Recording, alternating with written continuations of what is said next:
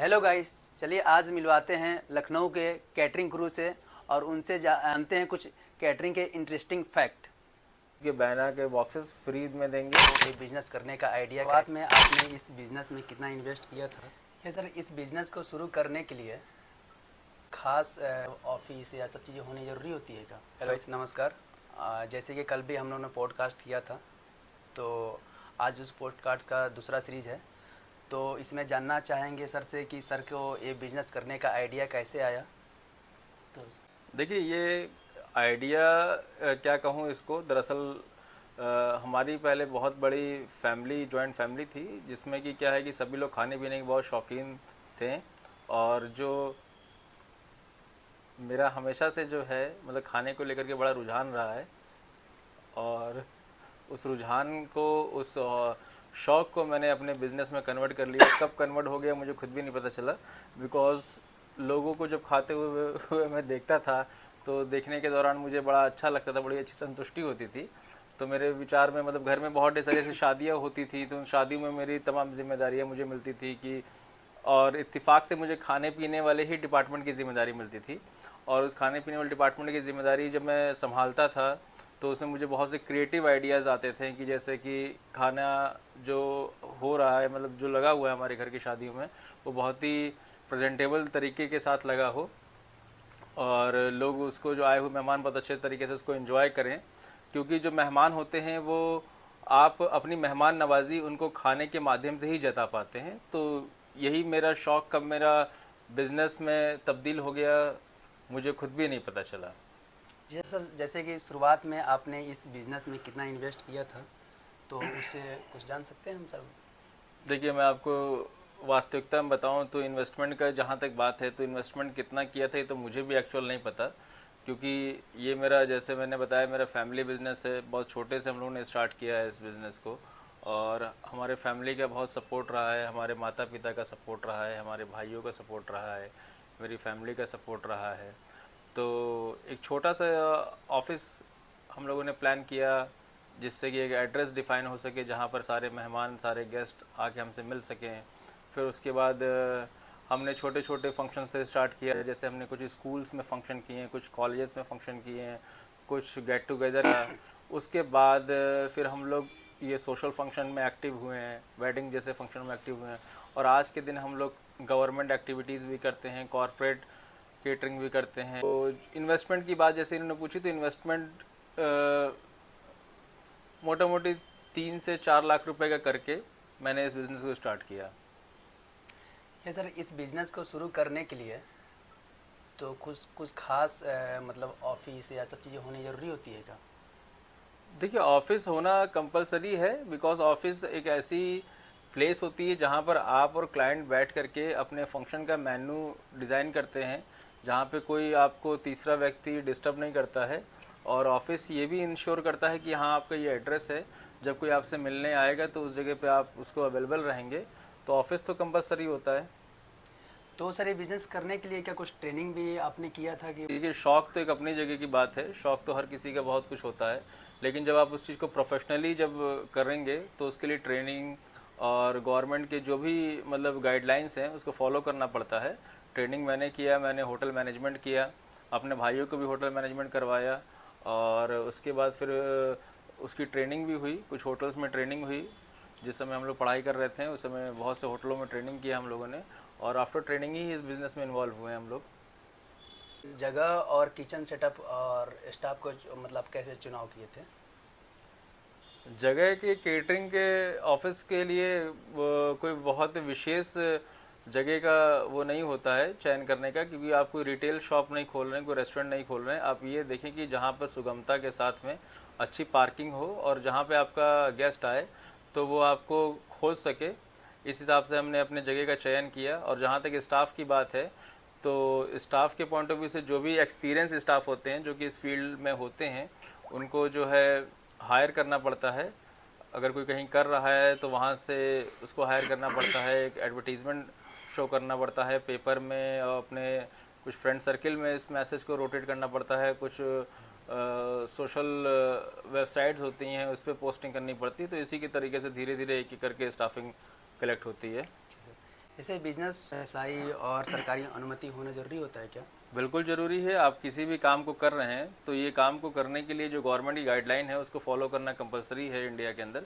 Without FSI licence, without GST certificate, without ISO certification, without labour licence के इस काम को करना नहीं सही है।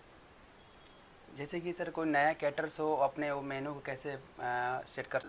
जब कोई होता है तो नया कैटर्स को सबसे पहले ये ध्यान में रखना चाहिए कि उसको मेन्यू के विषय में पूरी जानकारी होनी चाहिए, खाने की रेसिपी के बारे में पूरी जानकारी होनी चाहिए और कस्टमर के सामने एक ओपन टू ऑल मेन्यू रखना चाहिए जिसमें कस्टमर जो है अपने आइटम्स को सेलेक्ट कर सके और सेलेक्ट करने के बाद जो कस्टमर ने जो आइटम सेलेक्ट किया है उन आइटम्स के आधार पर जो है वो सेलेक्ट किए हुए आइटमों को प्रॉपर तरीके से बनवा सके अपने शेफ़ से और उसको डिलीवरी दे सके। इसी हिसाब से उसको आइटम्स का चयन करना चाहिए। क्या सर वेज और नॉन वेज दोनों ऑप्शन रखना ज़रूरी होता है? नहीं, ऐसा नहीं है। वेज और नॉन वेज दोनों ऑप्शन रखना ज़रूरी होता है। अगर आपकी जिसमें आपकी एक्सपर्टीज़ है, जिसमें आपका एक्सपीरियंस है, आप वही आइटम रखिए, क्योंकि मार्केट को देखते हुए ऐसा नहीं कि कोई वेज और नॉन वेज दोनों रख रहा है तो आप भी वेज और नॉन वेज रखिए।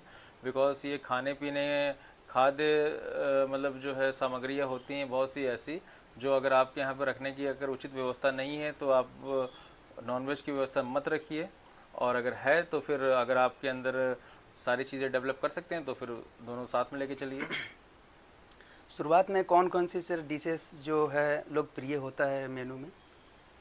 शुरुआत में डिशेस वही लोकप्रिय होता है जो आप आम शादियों में जाएंगे, जो आम शादियों में अपना ट्रेडिशनल वेडिंग मेन्यू होता है जो आपको सब जगह पे दिख रहा है वो रखना ज़रूरी होता है। बिकॉज ट्रेडिशनल मेन्यू जैसे कि चाट का काउंटर होता है, चाइनीज़ का सेक्शन है, साउथ इंडियन का सेक्शन है, पाव भाजी का सेक्शन है, ये सब लाइव काउंटर्स हैं जिसको मेन्यू में रखना मतलब मैं कह सकता हूँ कि ज़रूरी है। क्योंकि कोई भी व्यक्ति जब किसी शादी में आता है तो ऐसे इंडियन ट्रेडिशनल आइटम की मांग ज़रूर करते हैं लोग। और जो हमारे कुछ ऐसे काउंटर्स हैं जो मतलब विदेशी परंपरा के अंतर्गत आते हैं जो आजकल हमारी भारतीय शादी में इन्वॉल्व हो चुके हैं, जैसे इटालियन का सेक्शन है, वुड फायर पिज़्ज़ा का सेक्शन है, या आपका सुशी का काउंटर लगने लगा है आजकल, कोरियन काउंटर होता है। तो अगर आपकी उसमें एक्सपर्टीज़ है तो उसको आप इंट्रोड्यूस करिए, अगर एक्सपर्टीज़ नहीं है तो उसको इंट्रोड्यूस मत करिए। क्योंकि मेन्यू में लिखा हुआ आप हर वो आइटम सुनिश्चित करिए कि जो आप अच्छे तरीके से रेसिपी आप जानते हैं और आप बनवा सकते हैं और जिसकी डिलीवरी ईजी है, उसी को आपको मेनू में चयन करना चाहिए। सर एक फंक्शन में कितने लोगों की टीम होना चाहिए? देखिए, फंक्शन में जो लोगों की टीम की बात है तो वो लोगों के ऊपर आधारित होता है और लोगों के चुने हुए डिशेस के आधार पर आधारित होता है। जैसे कि 500 लोग का फंक्शन है तो ये मान के चलिए प्रति 100 व्यक्ति पे आपके करीब 12 से 14 वेटर्स की टीम होनी चाहिए। इसी के अकॉर्डिंग आप मल्टीप्लाई कर सकते हैं। और जो सेटअप होता है उसकी टीम अलग होती है, और हर लाइव काउंटर की प्रिपरेशन टीम जिसको शेफ़ बोलते हैं वो अलग होते हैं। क्या सर बुकिंग के समय वेटर्स और कुक को ट्रेन करना जरूरी होता है? बुकिंग के समय क्या, बुकिंग के पहले आपका एक सेशन चलता रहना चाहिए, जो कि अभी हमारी तीसरी सीरीज़ जब स्टार्ट होगी तो उस तीसरी सीरीज़ में मैं दिखाऊंगा कि हमारे जो शेफ़्स हैं और जो हमारे स्टेवर्ड्स हैं तो उनको हम लोग किस तरीके से ट्रेनिंग देते हैं, किस तरीके से हम लोग जो है सॉल्वर पकड़ना सिखाते हैं कि सर्विस कैसे होनी है और शेफ्स को कैसे ड्रेस का ग्रूमिंग कैसे होनी है। क्योंकि ये एक ऐसा वर्क होता है कि जो विदाउट ट्रेनिंग पॉसिबल ही नहीं है। क्योंकि विदाउट ट्रेनिंग आप किसी भी ग्राउंड पे उतर जाएंगे तो फिर वो वर्क आप नहीं कर पाएंगे और जो प्रेजेंटेशन आपने कमिटेड किया है उसको भी डिलीवरी आप नहीं दे पाएंगे। ये बहुत ही सीखने, समझने और बहुत समय के दौरान जो है जितनी ज़्यादा उसमें आदमी मन लगाएगा, समझेगा, उस तरीके से ये चीज़ें आदमी कर पाएगा। सर जैसे कि मेरा कैटर भाईजान है जो उसको पहले ऑर्डर कैसे मतलब मिलेगा? पहला ऑर्डर कैसे मिलेगा जी। पहला ऑर्डर तो मैं तो यही कहूँगा कि पहला ऑर्डर वो किसी भी अनजान व्यक्ति का ना ले लें, बिकॉज ये एक रिस्क हो सकता है। सबसे पहले अपने घर के कुछ फंक्शनों को करें, मैनेज करें, और घर के फंक्शनों को मैनेज करने के बाद फिर धीरे धीरे अपने कुछ दोस्तों और फैमिलीज़ के फंक्शन करें। उसके बाद वो किसी जो है नए व्यक्ति की जिम्मेदारी लें। स्टेप बाय स्टेप ये सारी चीज़ होती हैं। एकदम से फर्स्ट ऑर्डर आप लें फिर उसका आपके साथ कैसा एक्सपीरियंस रहे, तो इसके लिए आप किसी भी नए कस्टमर की एकदम से जो है जिम्मेदारी ना लें। और पहला ऑर्डर लेने के लिए जब आपका एक्सपीरियंस जो है आपके पास हो जाएगा, आपके फंक्शन का तजुर्बा आपके पास हो जाएगा, कुछ आपके पास उस पुराने किए हुए फंक्शन की फ़ोटोज़ वीडियोज़ हो जाएंगी, तब कोई भी नया कस्टमर जब आपके पास आता है उसकी आवश्यकताओं को ध्यान में रखते हुए कितना आप सक्षम हैं, तभी आप कोई नया ऑर्डर लें। और नया ऑर्डर लेने का कोई भी माध्यम हो सकता है, जैसे आप सोशल मीडिया पेज पे अगर एक्टिव हैं, या आपने कोई वेडिंग पोर्टल पे अपना रजिस्ट्रेशन करा रखा है, या किसी जान परिचय के माध्यम से आपको ऑर्डर मिला है, तो आपको इसमें प्रचार प्रसार अपना करते रहना पड़ेगा, उसके बाद ही आपको मिलेगा। और जैसा कि ये सीरीज़ 2 हम लोग बना रहे हैं, तो सीरीज़ 2 में हम लोग ये बताना चाहते हैं अपने दर्शकों को कि, और अपने उन लोगों को जो केटरिंग का बिज़नेस स्टार्ट करना चाहते हैं, कि अगर आपको कोई भी ट्रेनिंग चाहिए या किसी भी तरीके की जानकारी चाहिए, तो हमारे दिए हुए नंबर पे आप संपर्क कर सकते हैं। हम आपको ए से लेकर के जेड तक की सारी जानकारियाँ देते जाएंगे, और आप हमारे जो भी नज़दीकी ऑफिस है आपके पास, उसमें आकर के हमसे संपर्क कर सकते हैं। सर कैटरिंग बिजनेस की मार्केटिंग कैसे की जाए? केटरिंग बिजनेस की मार्केटिंग करने के लिए बहुत से आज के टाइम में तो सोशल मीडिया पे बहुत एग्रेसिव हो गई हैं ये सारी चीज़ें, और इसकी मार्केटिंग करने के लिए आपको कोई मार्केटिंग की अच्छी टीम या कोई अच्छी एजेंसी को हायर करना चाहिए, जिसका आप पहले से एक देख लीजिए प्रोफाइल उसकी कैसी है और किन किन लोगों के बिज़नेस को हैंडल कर रही है। उसी के माध्यम से आप केटरिंग की मार्केटिंग करिए, और स्वयं भी जो है लोगों से जा कर के मिल करके मार्केटिंग करिए। और आपका जो भी वेडिंग पोर्टल्स हैं उस पर रजिस्ट्रेशन करा करके आप अपने केटरिंग की मार्केटिंग करिए। ग्राहक जो है उसके भरोसा कैसे जीत सकते हैं सर? ग्राहक का भरोसा तो जो है आप उसके आए हुए मेहमानों को संतुष्ट करके ही उसका भरोसा जीत सकते हैं, क्योंकि ग्राहकों से आप कितनी भी लंबी चौड़ी बात कर लेंगे, वो लंबी चौड़ी बात से जो है ग्राहक संतुष्ट नहीं होगा। जब उसके मेहमान जो उस फंक्शन में आए हुए हैं, जब वो खाना और सारी सर्विसेज को लेंगे और लेने के बाद जब वो संतुष्ट होंगे, तो अपनी संतुष्टि की बातों को जो है वो जिसके फंक्शन में आए उसको ज़रूर बताएंगे और आपको एक फीडबैक देंगे, तभी आप ग्राहक को संतुष्ट कर सकते हैं जिनका फंक्शन आपने बुक किया है। क्या कैटरिंग बिजनेस सर मुनाफे वाली होती है? केटरिंग बिजनेस में मुनाफा तो होता ही होता है, क्योंकि बिजनेस है तो मुनाफा और घाटा दोनों से सामना करना पड़ सकता है आपको। तो इसके लिए तो मतलब कोई बिजनेस किया जा रहा है तो बिजनेस करने का उद्देश्य तो मुनाफा अर्जित करना ही होता है। लेकिन आप सिर्फ मुनाफे को ध्यान में रखते हुए अगर काम करेंगे, तो कहीं ये भी ध्यान में रखें कि अगर किसी का बजट नहीं है और आप उसका कार्यक्रम कर रहे हैं, तो या तो आप अपना घाटा करेंगे, और या तो आपने अगर उसमें कोई क्वालिटी में कॉम्प्रोमाइज़ किया तो जिसका कार्यक्रम आपने किया है उसका घाटा करेंगे। तो सिर्फ मुनाफे की दृष्टिकोण से किया हुआ कोई भी व्यापार ज़्यादा दिन तक सरवाइव नहीं कर सकता है, तो आपको उसकी परिपूर्ण तरीके से जानकारी लेनी पड़ेगी। शुरुआती दिन में सर घाटा तो कुछ हुआ ही होगा? घाटा बिल्कुल होता है, किसी भी चीज़ को शुरुआत में आप जब शुरू करते हैं तो घाटा का मतलब यही होता है जो आपका एक्सपीरियंस होता है और जो आपका समय इतना ज़्यादा इन्वॉल्व होता है। उसके बाद चूँकि ये बहुत ही कच्चा व्यवसाय होता है, तो इसकी दृष्टिकोण से घाटे का होना तो लाजमी है। घाटा तो बिज़नेस का एक पार्ट है, घाटा भी एक पार्ट है, लॉस भी एक पार्ट है, प्रॉफिट भी एक पार्ट है। जो लोग सर इस बिजनेस में आना चाहते हैं उसके लिए क्या सुझाव देना चाहते हैं सर आप? जो लोग इस बिज़नेस में आना चाहते हैं उनके लिए मैं यही सुझाव देना चाहता हूं कि इस बिज़नेस को आप जब शुरू करने चाहते हैं तो इसकी बारीकियों पर ध्यान दें। बारीकियां जैसे यही होती हैं कि आपको इसके विषय में कितनी जानकारी है, बिकॉज़ बिना जानकारी के दूसरे को देख करके आप इस बिज़नेस में ना आएँ। जानकारी लेने का समय इतना आप अपने अंदर संयम बरकरार रखें, और आप आना चाहते हैं तो कोई भी बिज़नेस में आप आना चाहते हैं तो वो हर बिज़नेस जो है आप वेलकम करता है, बशर्ते आपको उस बिज़नेस की सारी जानकारियां हों और आपका बहुत ही अच्छा उसमें एक इंटरेस्ट हो, और इंटरेस्ट के साथ ही जो है वो कितने लंबे समय तक आप उसको करना चाहते हैं इसको भी सुनिश्चित करें, चाहे उसमें शुरुआती दौर में आपका घाटा ही क्यों ना हो रहा हो।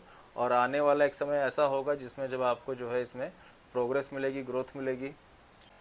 सर ये बताइए, जैसे कि आपके पास कोई बुकिंग कराता है तो उसको मिठाई की जो आवश्यकता पड़ता है जो फंक्शन में बैनर बॉक्सेस, तो आपसे संपर्क करें कि कोई मिठाई शॉप में जाकर अपने चीज़ों को बताएं? देखिए, जो केटरिंग का व्यवसाय करना चाहते हैं और वो उनके पास केटरिंग में ढेर सारे तरीके हैं, जहाँ तक मुनाफे की बात आती है तो मुनाफा अगर अर्जित करने का उनका विशेष मन है तो वो खाने पीने की व्यवस्थाओं के साथ में ग्राहकों को और भी सुविधाएं दे सकते हैं। जैसे वो ग्राहकों को बैना और भाजी के बॉक्सेस भी जो है बना करके दे सकते हैं, जो मिठाई की दुकानों में महंगे रेट में मिलते हैं। तो हमारे कैटर भाई जो हैं उसको अपने कारीगरों से बढ़िया तरीके से बनवा सकते हैं। और जैसे कि हम लोग केटरिंग करते हैं जब लखनऊ वाला केटरिंग सर्विस, तो कुछ इस तरीके के बैने के डिब्बे होते हैं जो बहुत ही खूबसूरत से होते हैं, जैसा कि आप देख सकते हैं। और इसमें बढ़िया ड्राई फ्रूट रखा जाता है, मेवा रखा जाता है, मिठाइयाँ रखी जाती हैं। कुछ इससे कम रेंज के भी होते हैं, जैसा कि आप देख सकते हैं कि इससे कम रेंज वाले डिब्बे ये हैं। जैसे इसमें बैने की मिठाइयाँ वगैरह आती हैं। इस तरीके के केटरिंग करने का मतलब सिर्फ यही नहीं है कि आप जो है सिर्फ खाने की ही चीज़ों को, मतलब शादी में ही सिर्फ व्यवस्था आप बनाएं। आप केटरिंग करने का मतलब ये भी है कि आप जैसे कि जब किसी के घर पे जाते हैं, उसके यहाँ शादी विवाह का कार्यक्रम है, तो उसकी पूरी आवश्यकताओं को समझिए और समझने के बाद आप देखिए कि आप किन किन चीज़ों की सुविधाएं उसको दे सकते हैं, और वो सुविधाएं ये सुनिश्चित करके दीजिए कि आपके ग्राहक का भी फ़ायदा हो।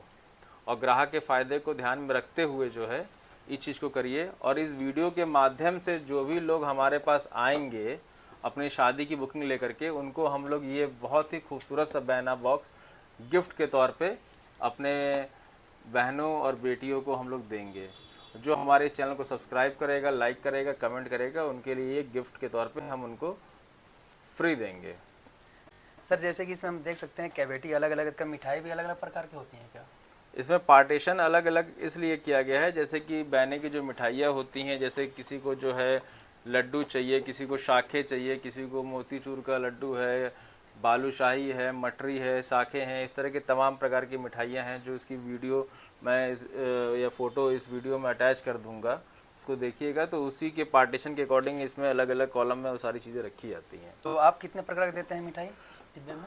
मिठाई जनरली जो शादी जैसा समारोह में 5 प्रकार की, 7 प्रकार की, 11 प्रकार की इस तरह की मिठाइयाँ होनी चाहिए। हम लोग हिंदू रीति रिवाज में जो है इसी तरीके से चलता है। तो जितना आदमी की डिमांड होती है, जितने प्रकार उसको चाहिए होते हैं, उतने प्रकार की मिठाइयाँ हम लोग जो है बढ़िया शुद्ध देसी घी से बनवा करके उनको देते हैं।